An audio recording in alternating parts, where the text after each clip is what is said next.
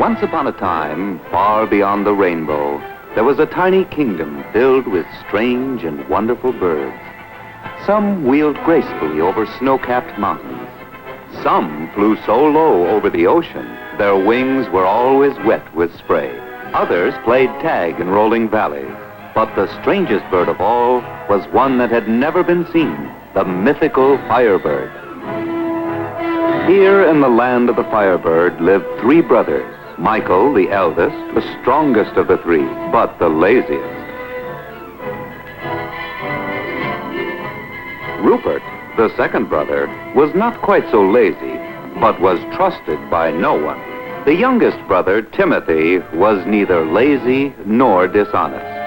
In fact, he was the best liked of all three. Sometimes, though, Timothy was known to boast, a practice that occasionally led him into trouble. One night, a strange drama began to unfold. Shortly before midnight, Michael, Rupert, and Timothy set out in search of a thief. Someone or something was stealing their wheat. Lazy Michael simply wished the thief would go away and leave them alone. Untrusting Rupert felt certain that the thief was someone from a nearby village.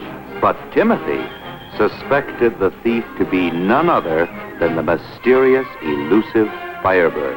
For several minutes, all three looked in vain. Then Michael and Rupert, who were always taking advantage of their youngest brother, suggested that Timothy remain on guard while they napped in the haystack. It made a comfortable bed. You, Timothy, you've been boasting about being able to count every star. We've decided that you should stay up and count them while we take a little nap. And don't forget to watch for the thief. Yes, and if you get your hands on him, don't you dare to let him go. Timothy made his way to a lonely tree in the midst of the meadow, there to face single-handedly whatever danger might arise. Well, I guess I did brag about it. Oh, well. 1, 2, 3, 4. There are millions of them. 5, 6. What a beautiful night. But it seems a shame to waste it just sitting here waiting for a thief.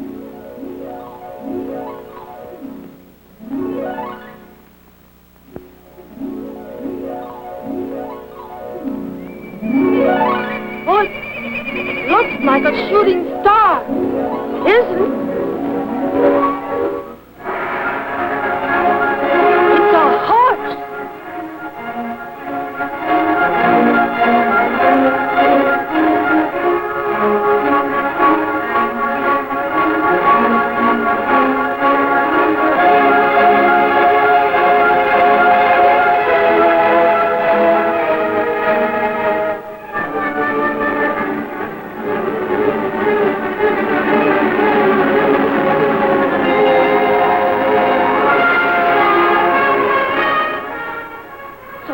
The one who's been stealing all our grain.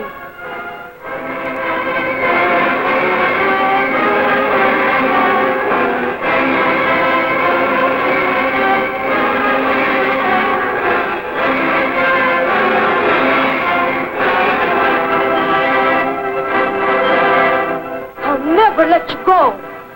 The magic horse discovered Timothy's kindness while flying through a rain cloud. The boy scooped up a hatful of rain and offered a cool drink. You must let me go, Timothy.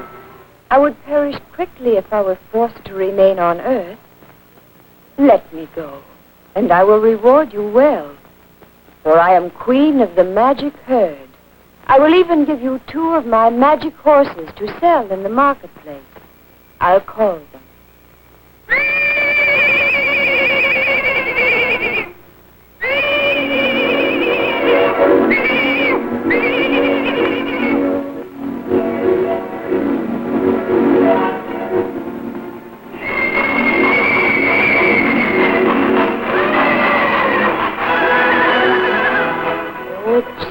Beautiful. But I can't let you go. What would my brothers... A pony.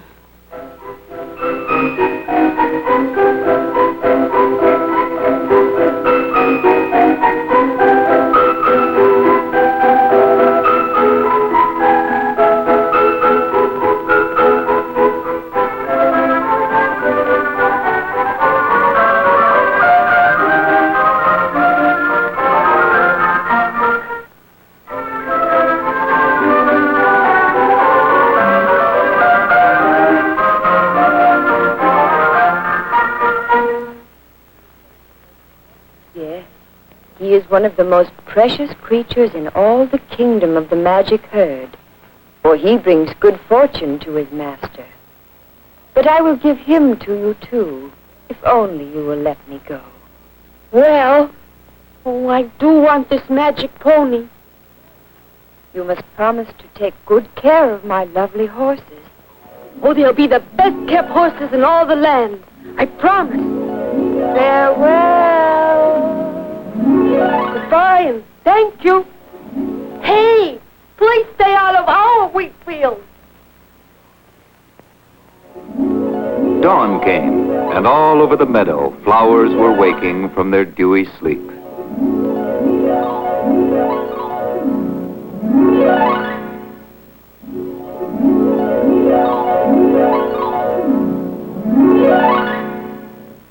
The haystack seemed to be waking too. Michael and Rupert yawned, then realized that they were thirsty. Oh, there's nothing like a nip. Oh, there's nothing like a sip. Oh, there's nothing like a drink to put you in the pink. Oh, there's nothing like a nip Oh, there's nothing like a sip. of intoxicating wine to start the day off high. Unnoticed, Michael and Rupert watched Timothy begin his morning chores, leaving his magic horses momentarily unguarded. Say, what's this? I don't know where Timothy got those horses, but I do know we need money for wine. I wonder how much money we might get if we sold them in the marketplace.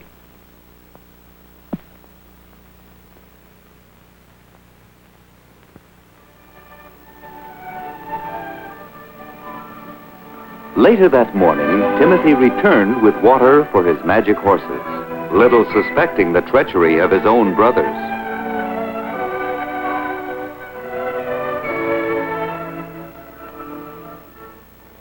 Look at that sunrise, Magic Pony. Oh, what a wonderful morning to own such wonderful horses.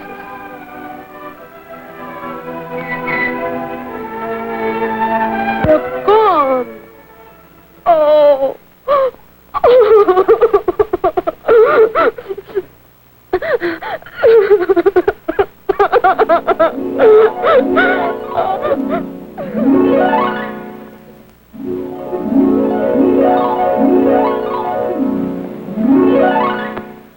Maybe I didn't take good enough care of them, and the queen of the magic herd came and took them away. Oh, it's my own fault. I boasted and said they'd be the best-kept horses in all the land. It's not your fault, Timothy. The queen wouldn't take your horses back. And this is surely not her hat. It's my brother's. Oh, what can I do? Have you forgotten so soon that I am here to help you? We can catch up with your brothers at the marketplace. Just hop on my back and hurry.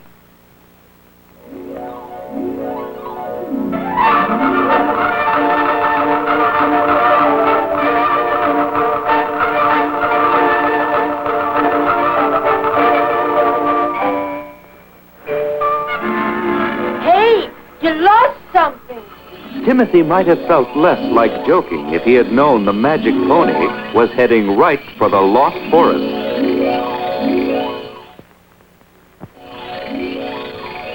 Here lived the so-called sparkling peacock, the mysterious firebird. Hey, what's that? Stop!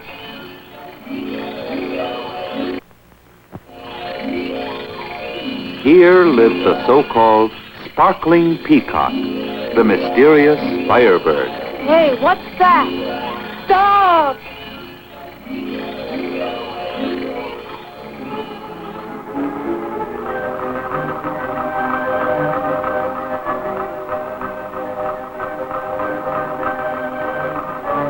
Let's go closer.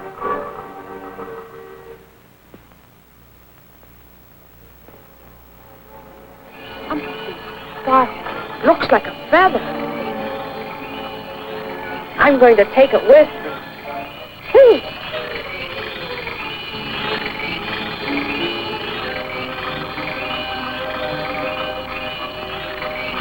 I've got it. Oh, the most beautiful feather I've ever seen. I wonder what sort of a bird it belongs to. Do you know, Magic Pony? It's a feather of a sparkling peacock.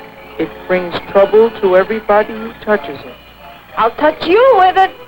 I wish you would pay more attention to me, Timothy. It may glow like a million fireflies, but I warn you, it can cause you more trouble than a million locusts. Oh, look. The flowers think it's daylight. It will mean trouble for both of us. That's silly. Anyway, I've got you to get me out of trouble, haven't I? If you won't listen to me, Timothy, even my magic powers won't help. Please don't worry, little pony. Meanwhile, in the marketplace,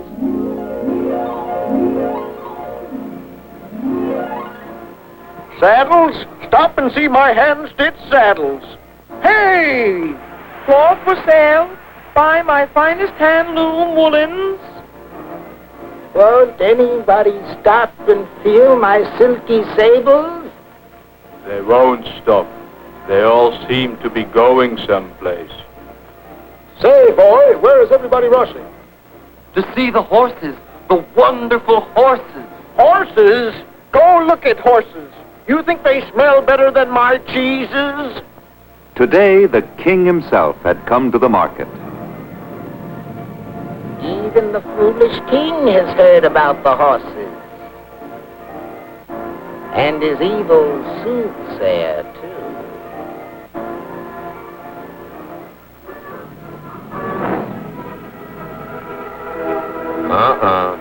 That silly fool is sure to want them.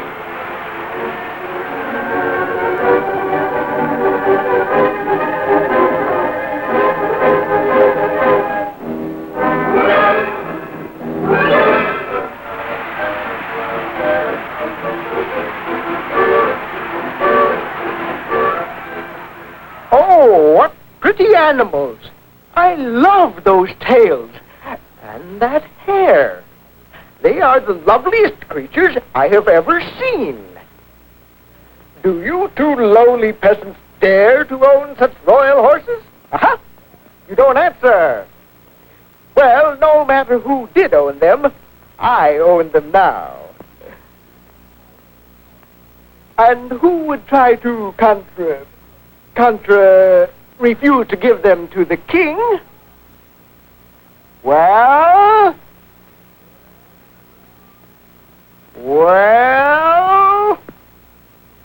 Me.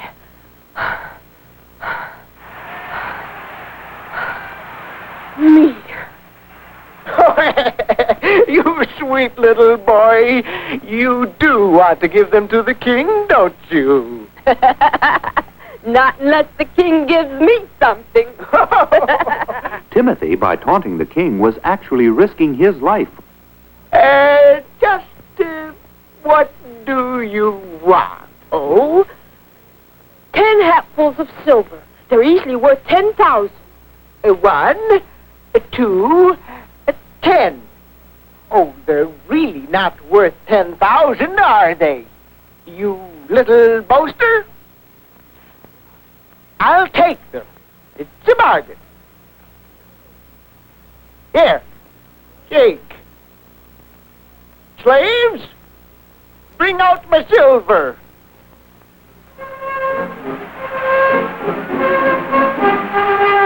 I've got lots of it, you know.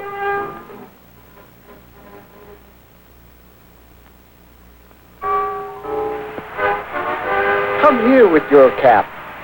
Give him 10. 10? They're really worth 10,000, you fool.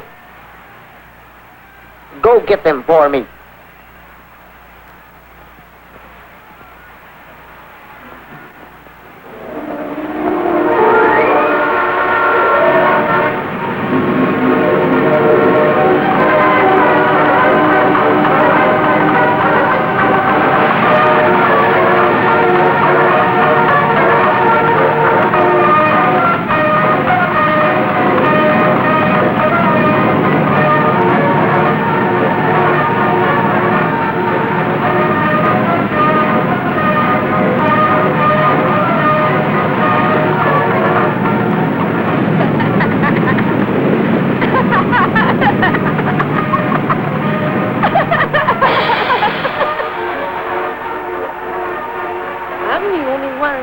kingdom, they'll obey.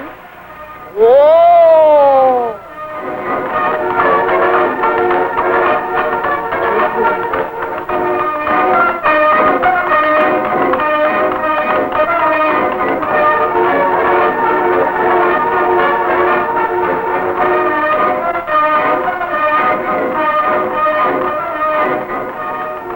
You really mean you're the only one in the whole kingdom? Is that so? Well, then you have to become my stable master at once. You will have an a pretty uniform, and maybe a little spending money. You will love it. Well, I think I'd like to take a look at the uniform first. Slave, the uniform.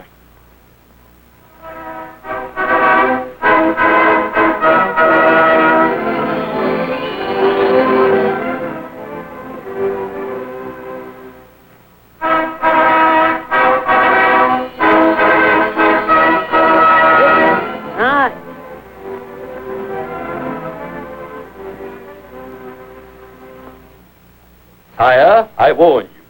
I foresee disaster if you take this boaster into your castle. Heed what I say. Stupid fool! Go read your tea leaves. You weren't even able to come near those horses.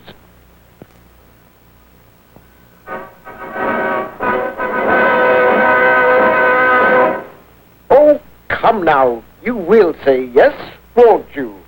Maybe I can scrape up a little more spending money.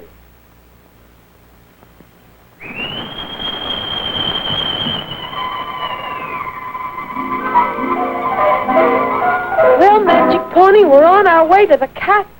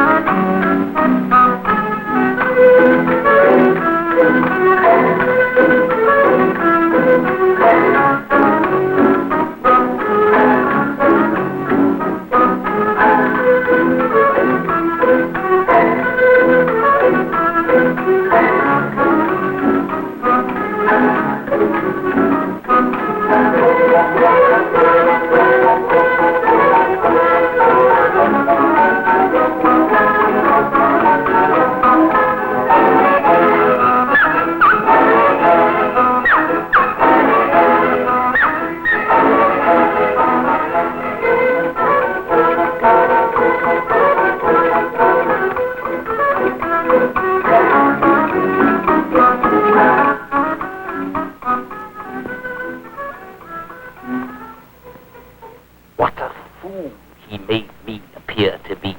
I will have to get rid of that little braggart before he gets rid of me. I must.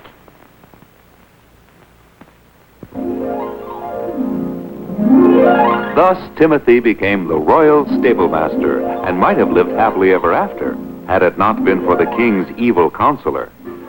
There he sits, playing with the pigeons all day long. While I am forced to do all the dirty jobs around the castle. Yet those horses are so well kept. How can he do it?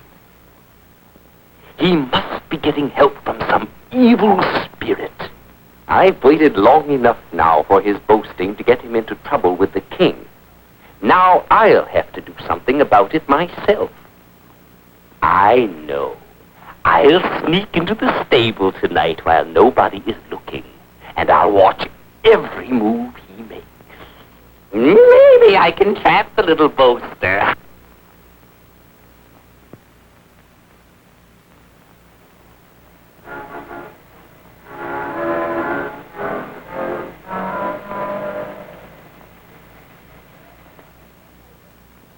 Well, Magic Pony, I guess it's time to groom the horses by the light of the sparkling feather. Right slow. I bet I could capture a live sparkling peacock if I wanted to, and light up the whole castle. Oh, what a fine maid. But I think a little combing won't do it any harm. You know I want you to look your best all the time so the soothsayer will have nothing at all to complain about to the king. How proud I was of you today when he tried to make you bold. Fine maid. The king calls it your hair. What a fine head of hair, he says. He's such a silly old fool, he doesn't deserve to own such wonderful horses. What about me? Wonderful as the horses are, my magic pony, you know that you're still dearer to me.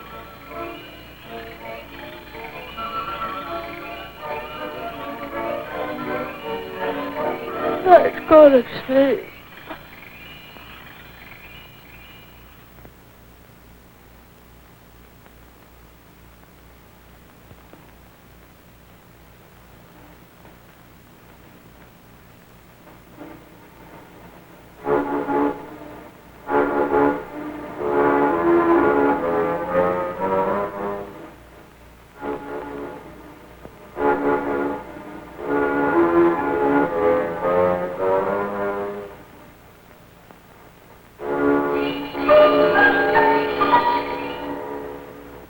Have trouble explaining this to the king. Losing no time, the soothsayer, jealous of his young rival, stole at once to the royal palace, where the king was still asleep.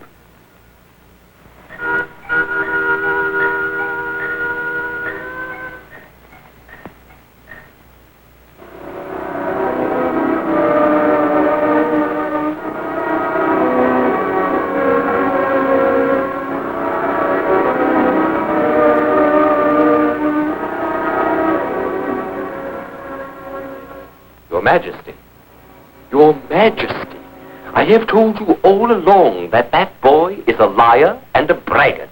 Here is the evil spirit that was doing all his work for him. A feather from the sparkling peacock.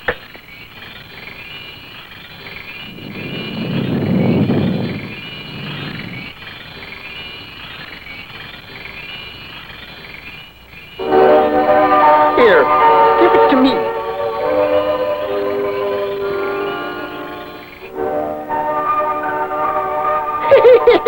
Tickles. Not only that, Your Majesty, but I overheard him calling you a silly old fool and boasting that he could actually capture one of the peacocks and bring it here. That little braggart. I'll show him. Slave, bring my stable master here at once.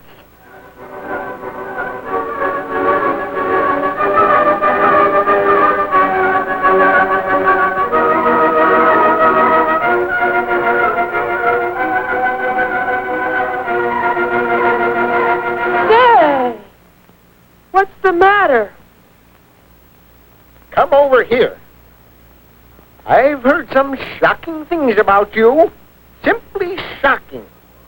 You've been hiding something from your king and allowing it to do all your work for you. This feather. Where is it? Of the sparkling peacock.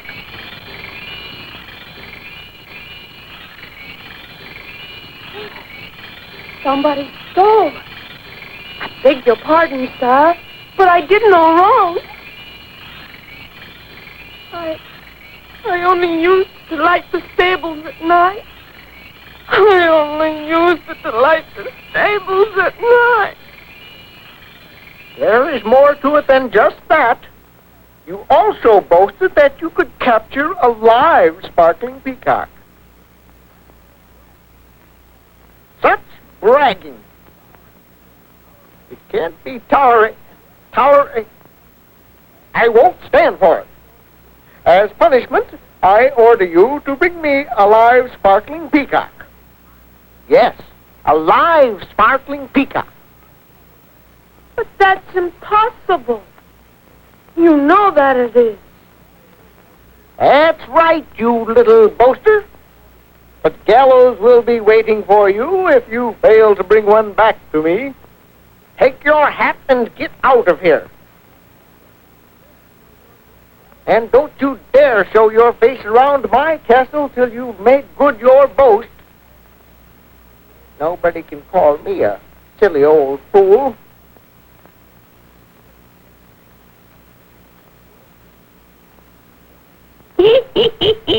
Nobody can call him a silly old fool.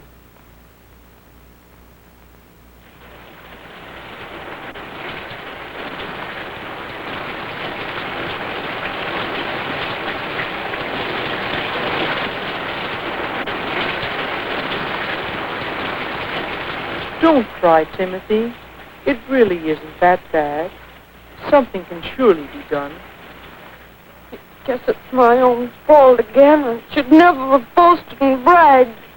Oh, what can I do? Have you forgotten about me again?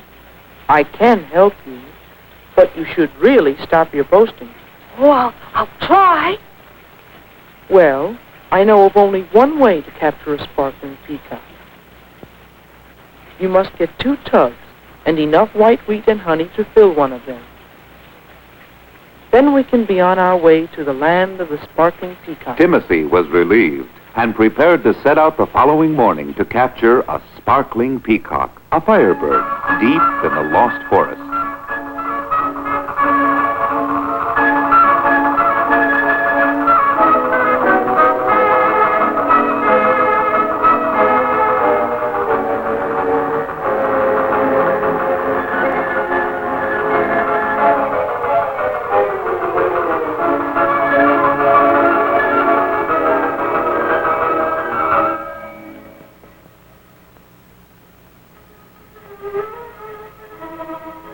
Following the instructions of his magic pony, Timothy began to set a trap for firebirds. Into a wooden tub, he poured a delicious nectar of grain and honey.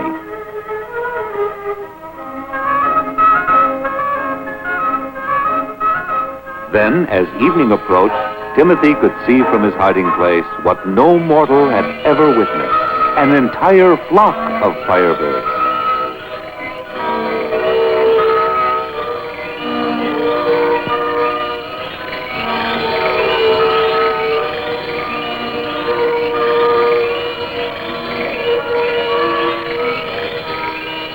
They were taking Timothy's bait.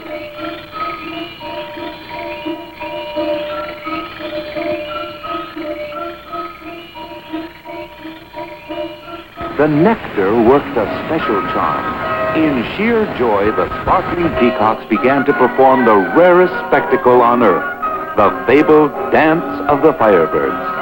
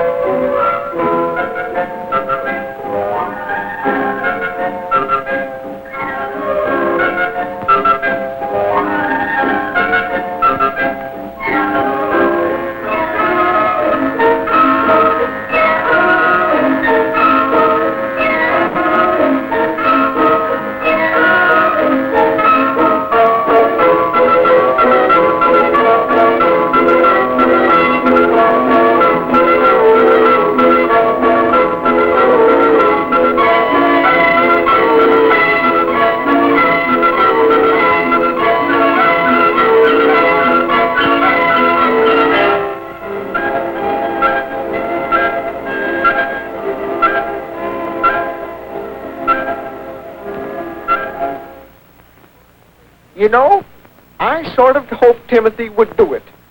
And I did so want a peacock. Have you forgotten so soon? He called you, the king, a silly old fool. Tell the gods to take one last look for him, and then I can start building the gallows. See him? The king requests a report on the whereabouts of Timothy.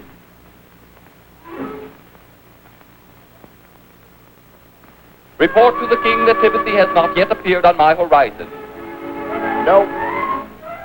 Well, it looks like I won't be getting my sparkling peacock after all.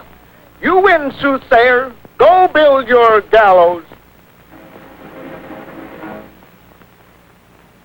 First, I'll tie the knot very carefully. Then I'll make sure to draw it tight around your nasty little neck. And then I'll be able to watch you swing. Back and forth, and once and for all I'll be rid of you.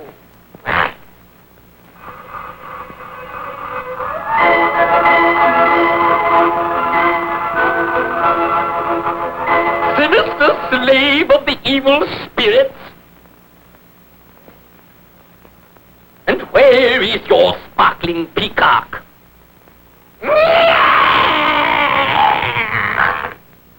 I'll see you hanging from this gallows before the day is over.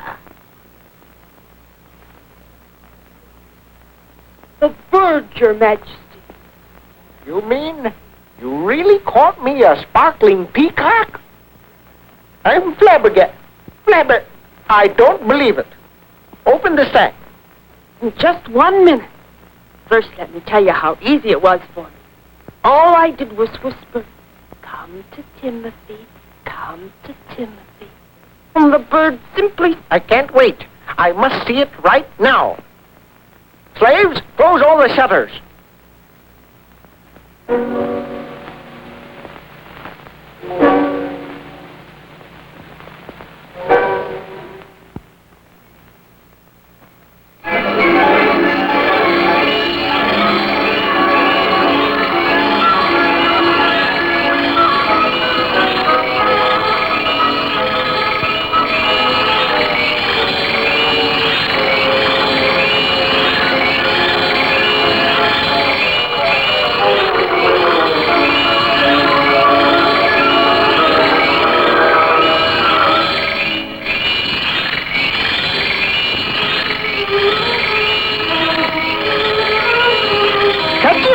He's running away with my bird.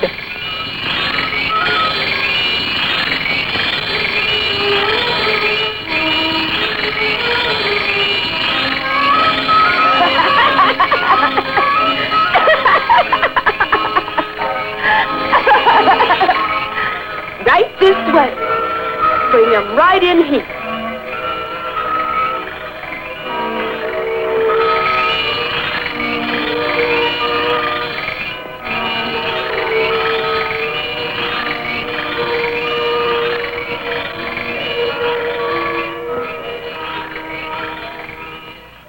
I haven't laughed as much as this since my court jester escaped. How can I ever reward you for this? Wait. I know. I'll make you my prime minister. Slaves, the uniform.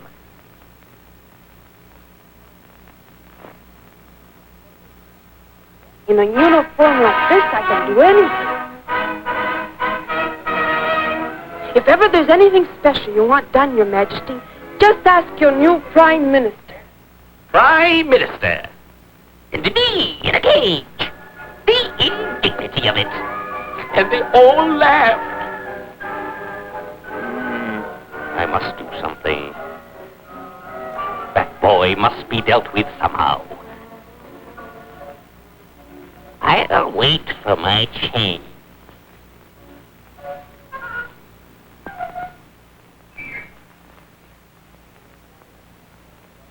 In a land far off, where the oceans meet and the tides are born, lives the loveliest maiden of them all, People whisper that she possesses strange and glorious powers. Some men even claim to have seen her walk over the white-capped waves. They call her the Moon Maiden, and all who see her love her. But such beauty is fit only for a king. The old words fell like hammers on the ears of the evil soothsayer. A new scheme was being mapped, a scheme to do away with Timothy. At last I have a way.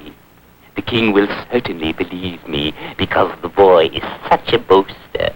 Ah, Mr. Prime Minister. At that moment, a strange scene was underway in the royal bathhouse. A pair of brushes scrubbed vigorously at a heap of royal suds. Beneath the royal suds was none other than His Royal Majesty himself, the king. As for the royal brushes, they were wielded by the royal bathmaster. Such was the scheme of things in royal households long ago. Each servant had a particular duty to perform, and none other. Thus, the bathmasters had nothing more to do than bathe the king once a week. Small wonder, then, that every servant in the palace longed to be made a bathmaster. In this way, jealousy grew. So it was that the soothsayer envied Timothy's role and sought to put him in disfavor with the king. But at this particular moment, the soothsayer was treading on slippery ground and was himself incurring the king's displeasure.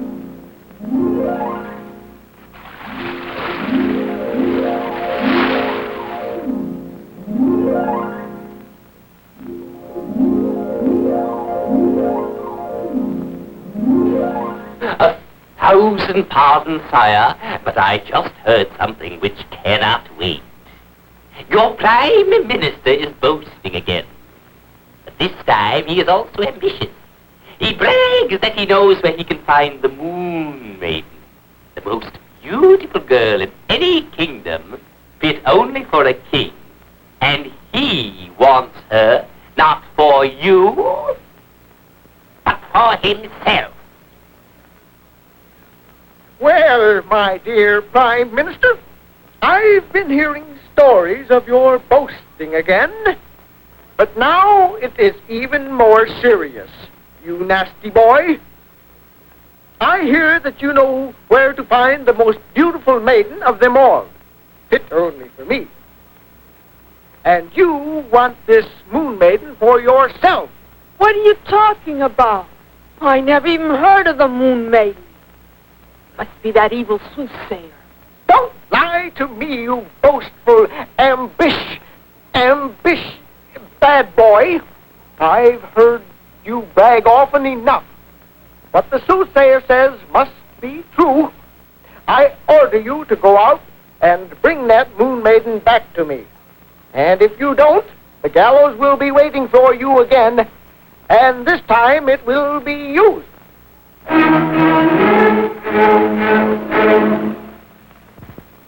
Once again, the magic pony came to Timothy's rescue, for the pony knew where to find the mysterious Moon Maiden.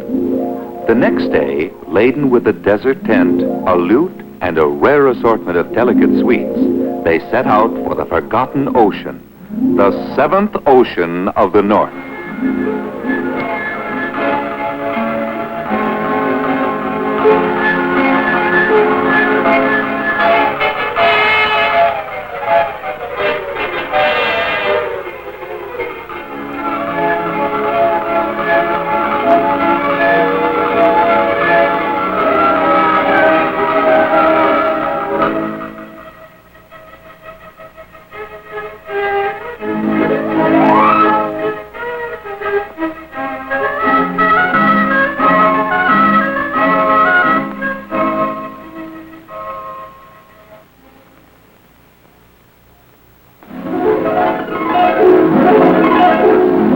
Trap was set.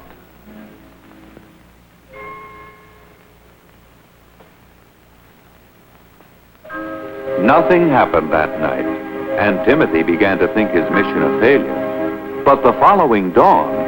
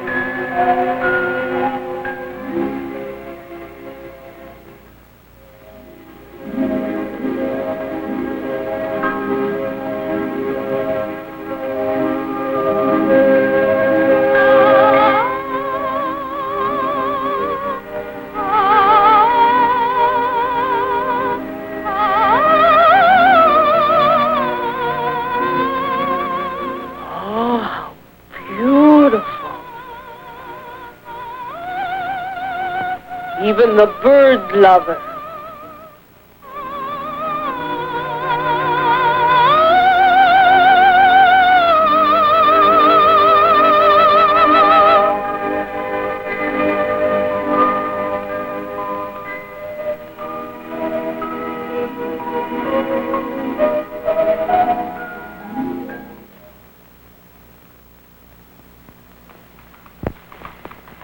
Come on, Timothy.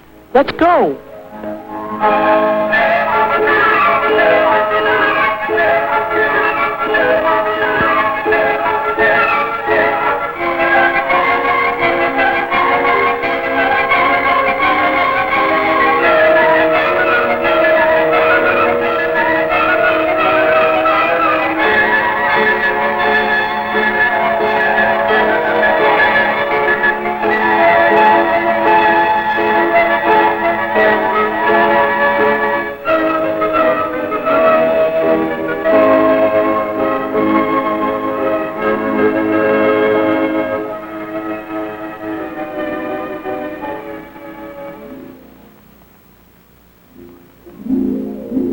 By now, winter had come to the tiny kingdom beyond the rainbow.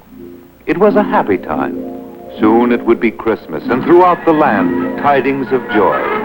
In the excitement, nearly everyone had forgotten about Timothy.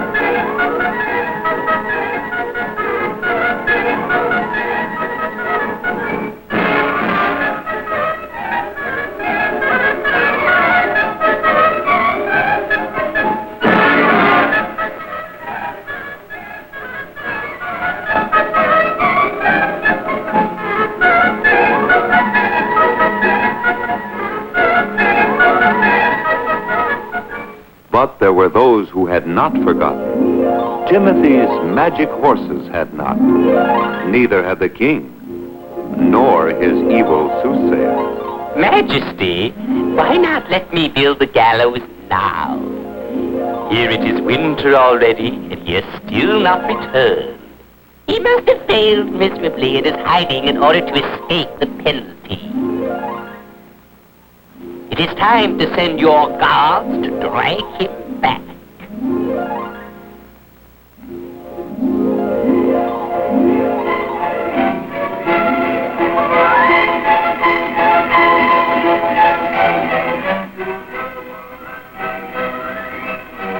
What beauty!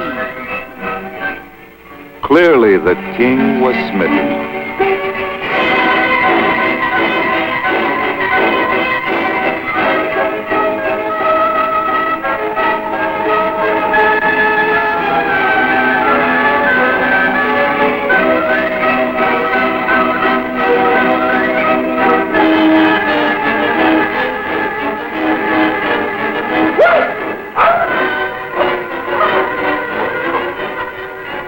He has managed to do it again.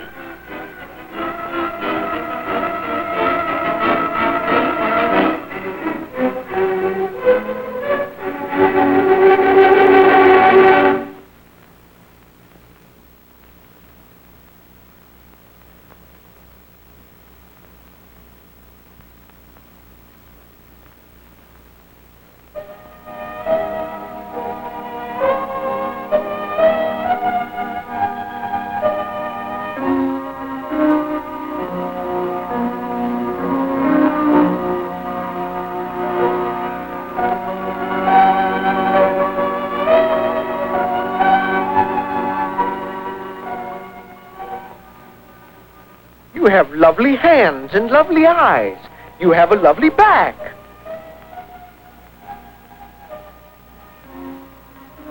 Please, you must be my queen.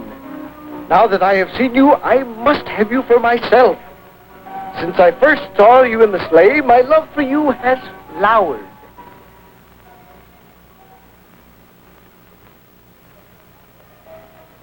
In fact, your beauty can be compared only to the beauty of a flower. A petunia to bloom among all my riches. Riches aren't everything. You're much too old.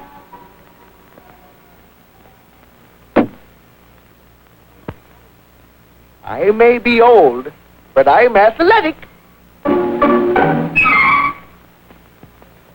Athletics are not everything either. Anyway, you could never survive the magic ordeal. Ordeal? What is an ordeal anyway?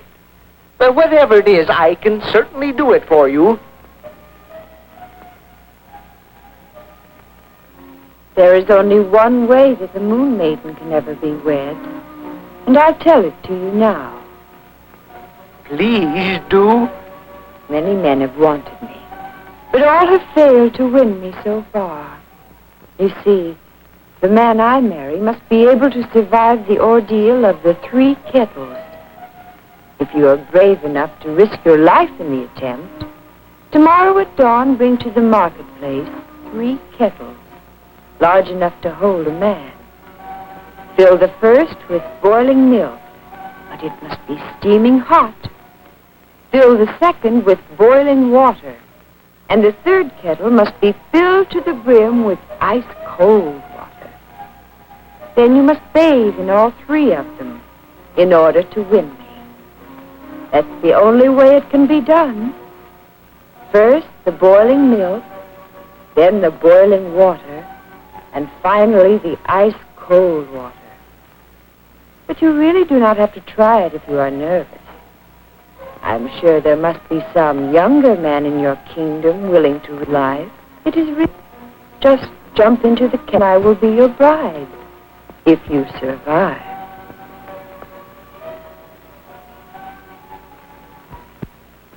Don't worry, sire. Timothy has been boasting that he can do anything you ask him to do. Well, now we can give him a chance to go through the ordeal first.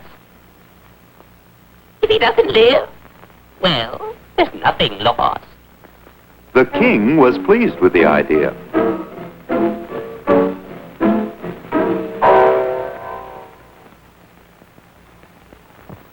Tomorrow morning, my dear Prime Minister, I am going to allow you to make good your boast. You may have the honor of taking a bath for me. 3 of them, in fact. 1 in boiling milk, 1 in boiling water, and the other in ice-cold water. That means you're sending me to my death. Well, I refuse to do it. I'm not a lobster to be boiled alive. Well, I think the idea's crazy anyway, and I certainly won't do it. You ungrateful boaster! Take him to the dungeon. Here I give you a chance to be of service to your king, a chance to make up for all the boasting you have done, and you refuse. Well, you're going to do it, whether you want to or not. You foolish king. A cruel old man like you doesn't deserve to rule this land.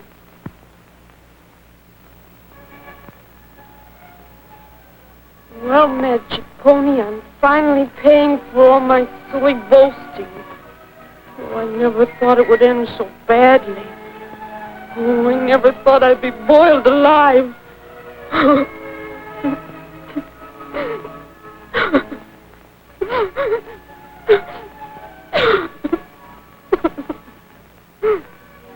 I see you finally realize the folly of your foolish words. But I can still help you if once and for all you stop boasting. Oh, I promise. I promise. Well then, I am one of the few who knows the secret of the ordeal of the 3 kettles. And now that you have made your promise, I am free to use my knowledge. So tomorrow, ask the king to let you say a final farewell to me. He won't refuse. And please, don't worry, Timothy.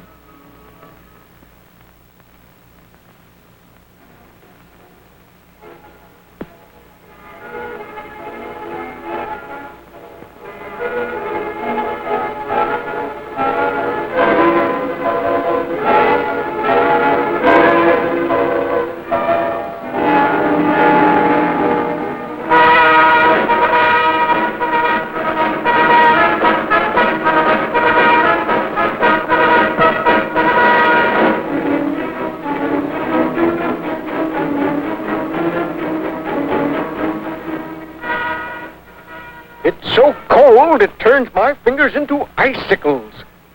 And your beard, too, if you don't watch out.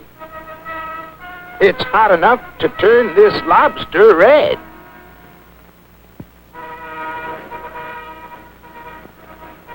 All ready, my little Prime Minister?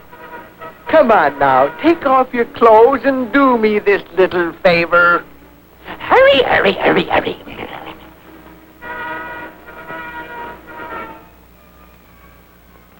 I'll take the bath for you, Your Majesty. Only if you'll allow me to say goodbye to my little pony for the last time.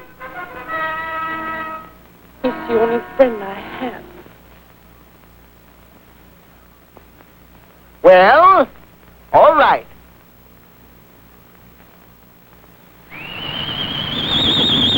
That won't fetch him today, huh?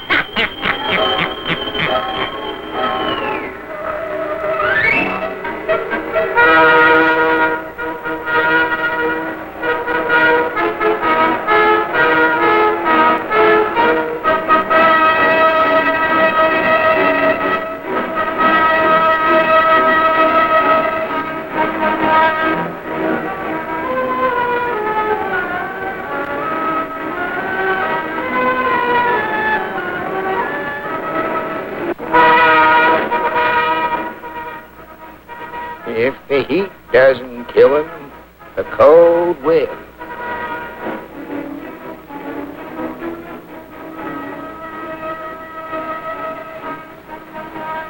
Hurry now. Even the pony has probably left you.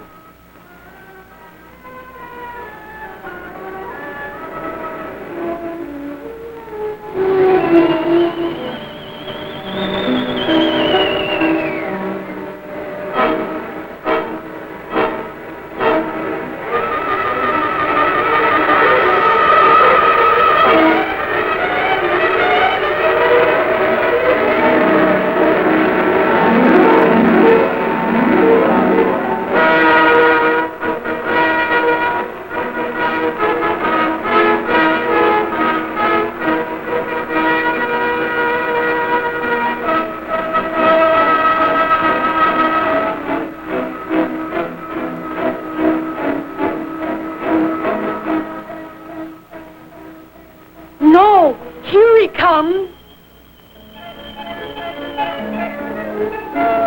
Summoning all his magical powers, the faithful pony charged the first two kettles with a potent charm.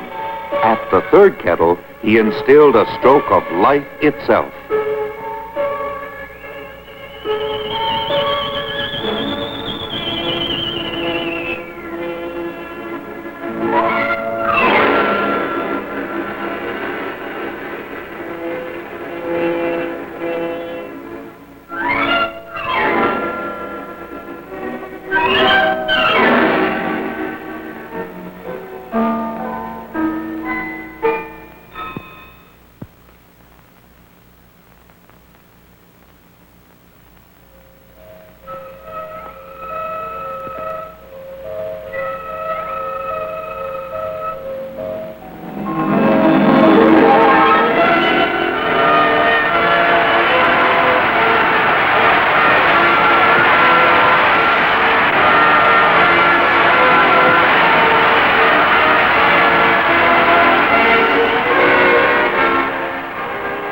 If he can do it, so can I.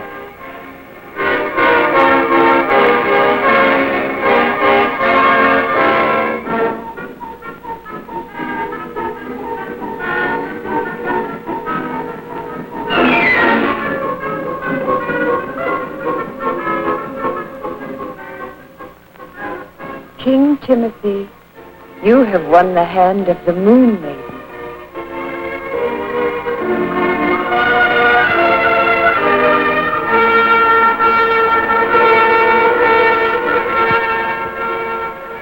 Here I go.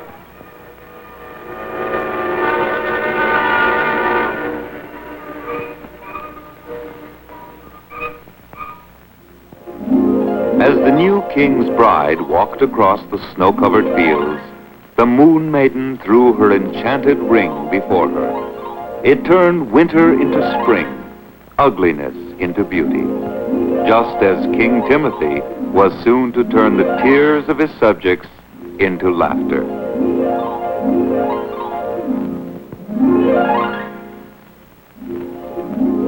For Timothy was to become the best, the kindest king ever in that faraway land beyond the rainbow, the land of the mythical firemen.